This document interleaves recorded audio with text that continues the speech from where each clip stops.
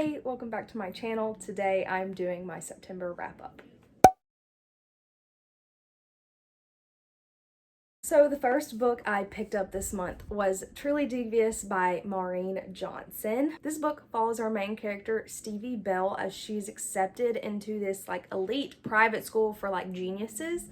And the reason she's accepted is because she's really into true crime. Back in the 1930s, the man who started this school, his wife and daughter were kidnapped, and another student was found dead. And so there's this whole crime that happened at this school that is still unsolved and has been this huge internet thing, and she has devoted her life to it. And they accept her into the school because of how much knowledge she has on the case, and she's determined the reason she's going there is because she wants to solve it. And that's her thing, is like being a detective kind of. The first book was really good. I could not put it down. I rated it 4 stars. I really enjoyed it. Enjoyed seeing Stevie, interact and like get into what is possibly happening, because when she comes to this school, things start getting weird again in present day. So stuff starts falling apart around her as well. Then the next book, obviously, I picked up The Vanishing Stair. This is the second in the Truly Devious series. I actually gave this one 3 stars. I thought it was slower and not as much happened as the first book. I didn't like it as much. But yeah, there's not really much to say about this because it is the sequel. Don't want to spoil things. And then I finished it off with the third book, Hand on the Wall. This one I gave 4 stars. It was much better than the second one. I liked the way they ended things. It could have been a little bit more wow with what happened, and at this point you kind of have figured it out on your own, but it was still really good and I definitely enjoyed it. I know that there's a spinoff. I have not read that. I will probably read it eventually, but for right now, I was just stopping here because I have so many things on my TBR for fall that I needed to move on. Alright, so the next book I read was actually an ARC that I got through NetGalley, and it is Spells for Forgetting by Adrienne Young. I did not read Fable, and I know a lot of people love that book, and that's maybe why they would be interested in this. But I really enjoyed it. I rated it 4 stars. Essentially, what happens is we have our 2 main characters. One of them, they're from this island that is magical, like witches, that kind of thing. And one of them leaves at a young age because of this big incident that occurs in their friend group where one of their friends dies.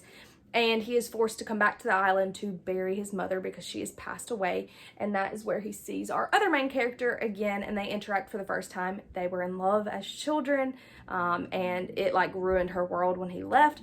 And so it's their interactions, and they start unraveling what actually happened to their friend years and years ago.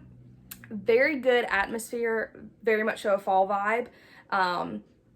Like, I really enjoyed this book. It's very witchy, very, like, the descriptions of the environment are just amazing. There's a better, like, review of it on my TikTok if you want to go watch that, where I talked about all the, like, little details. But I really enjoyed this book, and I rated it 4 stars. And back to back, I read another ARC because I had some that I needed to get out of the way, and it is Killing Me by Michelle Gagnon. I also really enjoyed this book. I gave it 4 stars. This is on the more comedic side. So essentially, this girl is kidnapped in the first chapter by a serial killer and happens to escape. And then lots of things start happening, and the person who helped her escape is very mysterious. And next thing you know, she's like full in the middle of another killer's like game. And it's really good. She also has secrets in her past, but it is definitely more on like the comedic side. I enjoyed this book as well. I gave it 4 stars. It was a really quick read, and I thought it was a fun read. So I read this ARC as well, and I did actually really enjoy it. The next book I picked up was highly anticipated for me, and it is Babble by R.F. Kuang. I absolutely adored this book. I gave it 5 stars. Essentially, we are following Robin, who is, his mother is Chinese and his father is unknown but European, and this man comes and takes him away when his family dies and is taking him to England to attend the Royal Institute of Translation. There's a magic system that's like very subtle but very cool. It has to do with silverworking. Very much so about colonialism.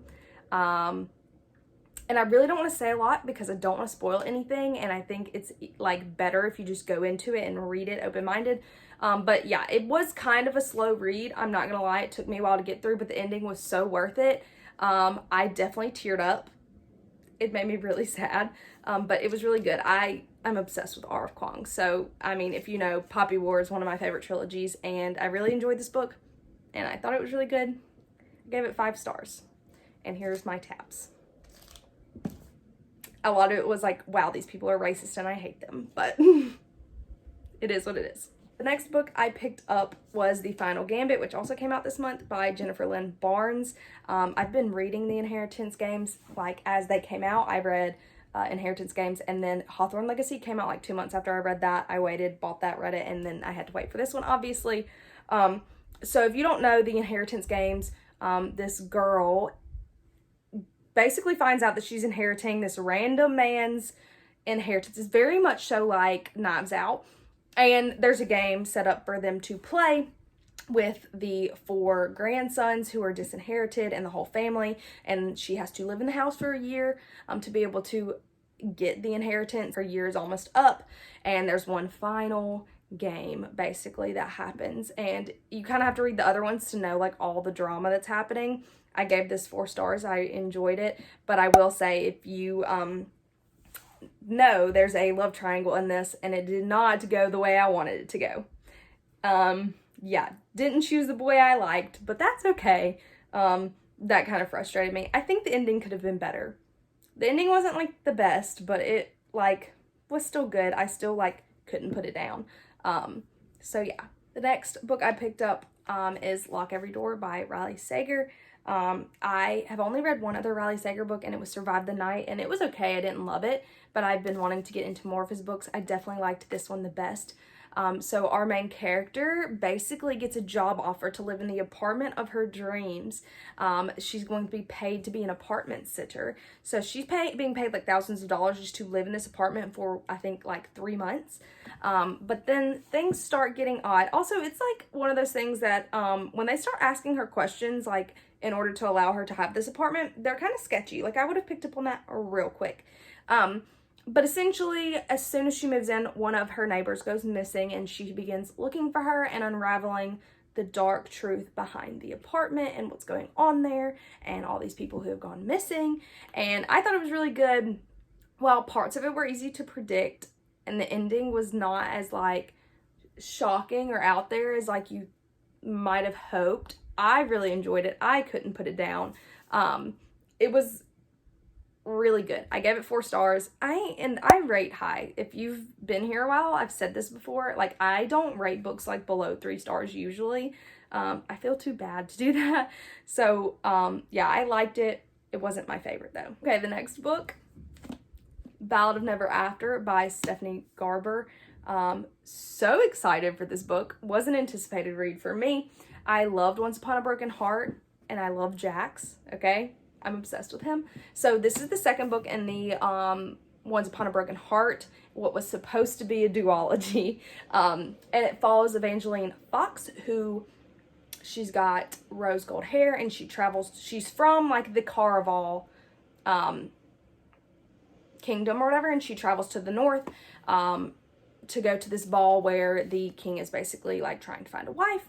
Things start happening. It's really hard to explain. She ends up meeting the Prince of Hearts, Jax, and all that. This follows like what happens after the events of Once Upon a Broken Heart, and I literally can't explain any of that because it would completely spoil the first book. But the ending of this, when I say like I was enraged at the end of this and I was not going to accept it, because when I finished this book, it was still being said that it was going to be a duology. I mean, I was like in pain. It was like, I was like, what? No, like this cannot be it. But Stephanie Garber has come out and said that there will be a book 3. Thank God, because I would have lost it. I like really truly need a third book to this. I gave it 4.5 stars.